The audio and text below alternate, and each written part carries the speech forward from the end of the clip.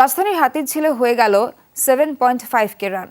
Ultra camp runners UCR এর আয়োজনে অংশ নেন বিভিন্ন বয়সী 1500 জন প্রতিযোগী।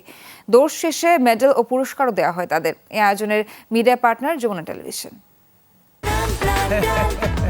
সময়টা দৌড়াবে ব্রান্ডাল, মুঠোয় মুঠোয় সময় পার। সূর্য ওঠার আর খানিকটা সময় বাকি।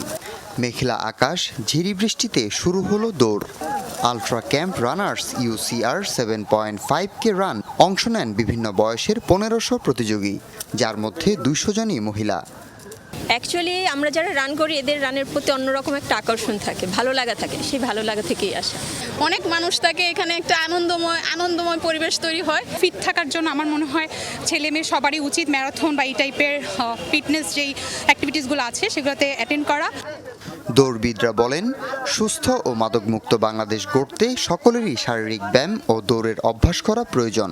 ম্যারাথন করি ফিজিক্যালি এবং মেন্টালি ভালো থাকার জন্য, এটা হচ্ছে মেইন অবজেক্টিভ। সেই জন্যই আজকে রান করার জন্য আসছি। সুস্থ দেহ এবং মনের জন্য এবং মাথাকে ঠান্ডা রাখার জন্য, সুন্দরভাবে কাজে মনোনিবেশ করার জন্য আমি মনে করি রানটা প্রত্যেকটা মানুষের জন্য খুবই জরুরি। Every time I was overtaking somebody, they were like, "Hey, where are you from? Where are you from?" And I was like, "Yeah, I have to run. Sorry, man. I tell you at the finish line." But it was nice. It was nice.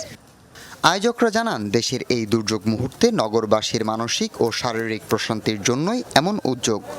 আমাদের positive sign যে হচ্ছে রানকে সবাই ভালোবাসে।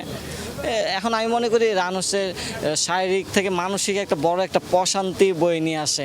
দৌড় শেষে বিজয়ীদের হাতে তুলে দেওয়া হয় পুরস্কার ও সম্মাননা। হাসিবুল করিম, যমুনা নিউজ, ঢাকা।